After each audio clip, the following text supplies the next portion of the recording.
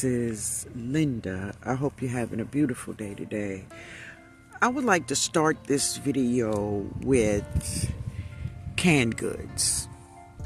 I want to give you some information about canned goods. So on one of my lives, I think it was, I was sharing with you all the warnings that they have on great value cans, right?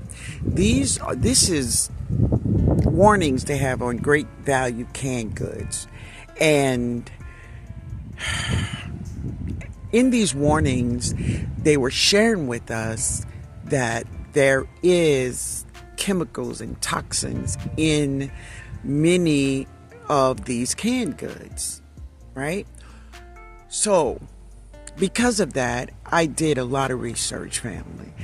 And what I found out that back in 1986, I think 86, I'm going to put it right up here. There was a proposition passed in California. So Californians said that they want everything labeled. And that's where Proposition 65 came about, right? So now they must put these warnings on these canned goods and frozen vegetables so they will not be sued. That is what that is about. But that is the only reason why we are being told what's in these canned goods.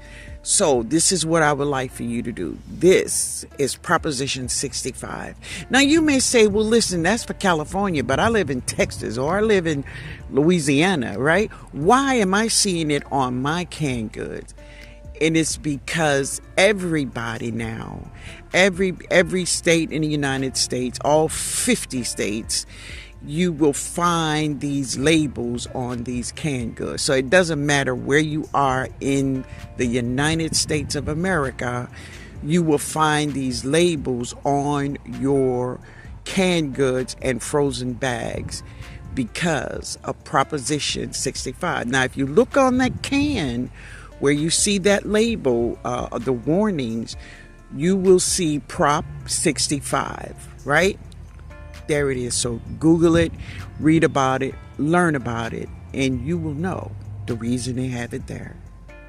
Okay?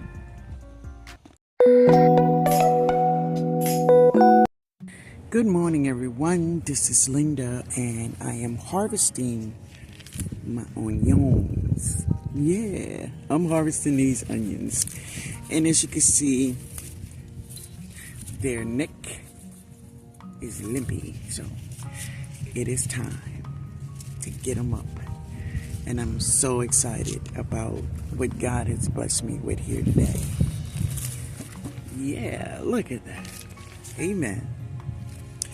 So listen, family, let me just say this. I know that all of us look for big onions or big sweet potatoes, right? We look at them as accomplishment, right? We look at these vegetables when they get really big. We look at and we say, oh, we are great gardeners when we have this big fruit or vegetable, right? But listen, just listen, okay? We are falling into the trap of Big Pharma. And let me explain to you why I say that, okay? It's because Big Pharma, they have all these synthetic fertilizers on these vegetables in the store. Why? Because they want them big and they want them bright. Because they know this is the way that it attracts us. It makes us think, oh, we got this big vegetable or fruit, right? But family, you've fallen into a trap where you are being controlled and you don't even know it. You don't know you're being controlled, right? Because I don't have to get the biggest vegetable. I grow organically. Now listen, growing organically is not for everyone. And it's not. And do I understand? I do. And listen, I respect your game, whatever way you choose to grow your food. I respect it because, baby, I'm not eating anything that comes from your garden just as well as you're not eating anything coming from mine. So, but I want you to know this is another way that Big Pharma is controlling us. They are controlling us, family, by telling us that bigger is better. And it's not. So what happens is you get these big fruits, right? And they make them grow fast. They make them grow fast. They pick them when they're not ripened. And all of the nutrients and the flavor in the vegetables just does not have the time, because remember that growing is a process. It's just like life. Growing is a process. But most of these vegetables and fruits are not going through the process, right? So they make them grow faster and they make them grow bigger. And they are flavorless. There's no flavor in them. None. Now, even though many of my vegetables here are not huge vegetables, but baby, I'm so pleased with them. And the flavor, the flavor is there, baby. So I will take flavor over size any day. I'll take it. With having all of these big vegetables, we're paying a price. Our bodies are paying the price. If you're feeding it to your family, yeah, they're going to pay a price. If you would read now in most of the vegetables and fruits that is in the stores today, they are full of carcinogens. Also, this chemical called glyphosate. Now I'm going to put the spelling of glyphosate, and you go on and Google it. And it is killing us. It is killing us. But we continue to put synthetics on our food because we want them big. We want them big. Now, I'm not telling you this for you to stop doing anything you do, because we all adults here. We do as we choose. I just want you to know what they're doing, and they're doing a good job, because many gardeners, they are falling for the trap. They want them big, baby. They want them big. It don't have to be the biggest at all. And I'm going to be satisfied. I'm going to be satisfied, family. Yeah. All right, let me finish this here and I'll be back, y'all. But anyway, this is my onions, y'all. But I don't let them bother me. I just keep on growing, y'all. Because that is nature. It's a part of it. And everything, when it comes to spring, everything is, they are coming out of their holes and caves and cocoons, right? And they are all hungry.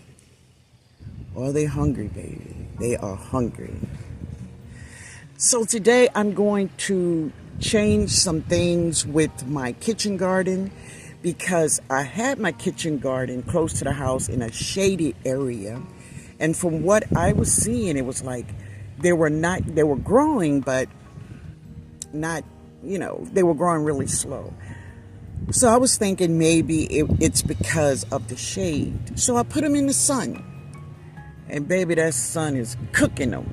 I mean, cooking them. So I'm going to put them back in the shade. And even though they were growing slowly, they were growing beautifully. So I'm going to put them back. I'm going to have Ben to put them back in the shade where I had them. And baby, we just going to go nice and slow, right? And also, I'm going to, Ben and I are going to clean a little area over in the wild part of my garden. And I'm going to drop more gladiolas. Let me share one of my gladiolas, but let me I'm going to spread these out and just let them sit here for a little while. We're supposed to have some rain, so if the rain starts, I'm going to just get them all in and put them in my garage until they dry. A lot of these bulbs that is small, I'm going to chop them up, and those are the ones I make onion powder with. The bigger ones, some of them I will cut them up and put them in freezer bags to be a part of my daily cooking. Yeah. So that's how I preserve my onions.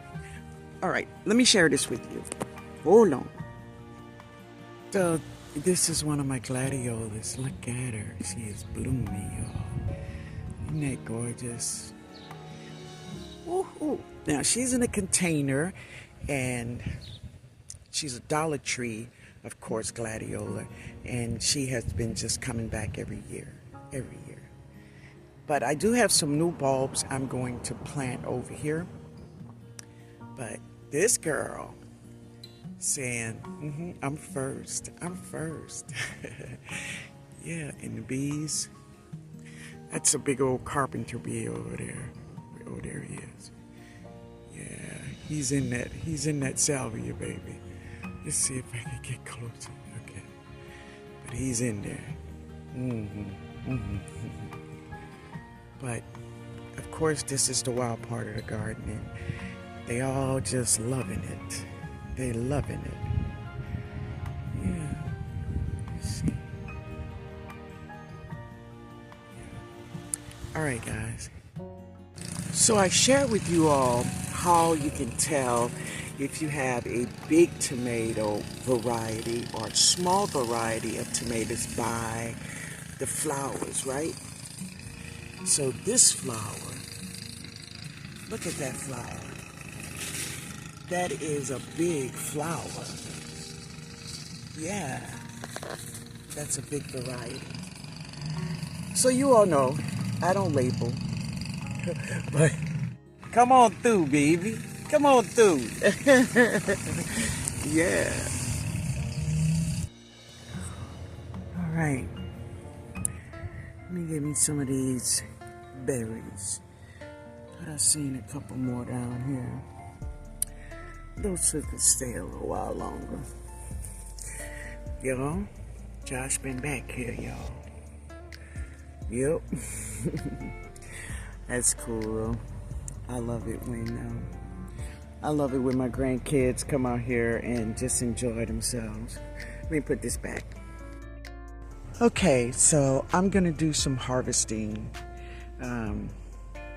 Yeah, I'm gonna harvest some of these greens and some other things, but I'm gonna share it with you when I'm done, okay?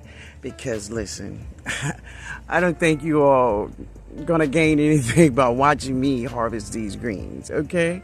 But I'm gonna harvest them and I'll be back, okay? Okay, so this is one plant. That is one plant. And these greens are just so big. They're big leaves, right? This is that 1,000-head kale. That's what that is. So this is just one plant I harvest.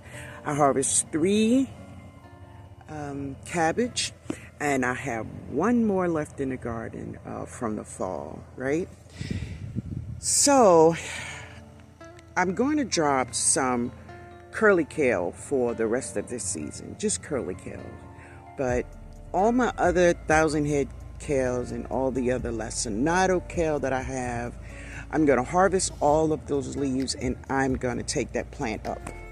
Yeah, I'm going to take it up and I'm going to cook it, and I'm going to put it up in individual cups, and I'll put it in my freezer. And when I get ready for some, I'm going to just zap that thing, and I'm going to enjoy.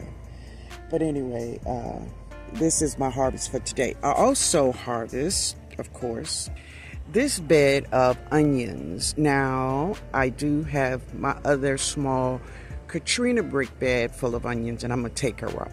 Now, I have always said that I wanted to drop my sweet potato slips in this bed, right? But I don't know. I'm thinking about using 2 containers that I have and drop sweet potato slips and plant them where I had them last year. So I think that's what I'm going to do. And I'm going to have this bed for peppers. Peppers, because my peppers are really getting big, and I'm going to have to get them out these cups. So I'm going to put peppers there, and I'm going to put my sweet potatoes in 2 containers. Yeah, I'm gonna share it. This bucket of brassicas, I will be taking them all up. I'm gonna harvest them, and my little sister says she wants the greens, so I'm gonna take them up. I'm gonna give them a good first clean, and then I'm gonna hand them over, right? But yeah, this is my little fig tree. She's trying to be all in the shot. This is the smallest one, but they're really doing good, y'all. So this is the biggest one. Yeah, come on through, girl. They are really doing good. Both of them are doing well. But anyway, getting back to the bucket of brassicas, I'm going to harvest them, do a first wash, and then I'm gonna give them to my sister and let her do what she do. All right, and this bucket, I will put tomatoes or peppers, something, maybe my eggplants. I do have 1 container of eggplants, but I have 2 more Rose Bianca eggplants I need to find a spot for, but I'm gonna get it. All right, y'all, so I just made it back home. I went to the blue store, yeah, and I purchased some, this is some 6 feet bamboo stakes, and I think they have 6 in a bundle, but I did get an extra one. And I think they're like $8, something like that, and I bought those for my tomato plants, yeah, and any other plant that may need it. And I purchased some more garden lime. So I needed that for my tomatoes, because seriously, y'all, I don't want them to be acting a fool. And of course, this is what the young man delivered to me the other day, and I have some more over there. So I'm going to I'm not going to put any black cow with my sweet potatoes. Well, this is my experience. When you use manure with your sweet potatoes, it'll make and white potatoes, it will make the skin soft and peel off really easy just by touching them or rubbing them. So, keep that in mind when you are planting your potatoes, not to use a lot of manures, right? But anyway, the garden is looking good. Ben kind of did his thing again today, which I like it. I like to be able to see, and everything is looking nice. So I must finish this bed, and I'm going to put some 5-11 and super juice on that bed over there where the roses was over, because I'm going to be taking a lot of my peppers out of the cups and putting them in that bed. Now, when I transplant, when I take my plants out of the cups and put them in their permanent spots, there's two things I do. Well, one is I like to plant on a cloudy, rainy day, and I could do it in any time of day as long as it's cloudy or rainy, right?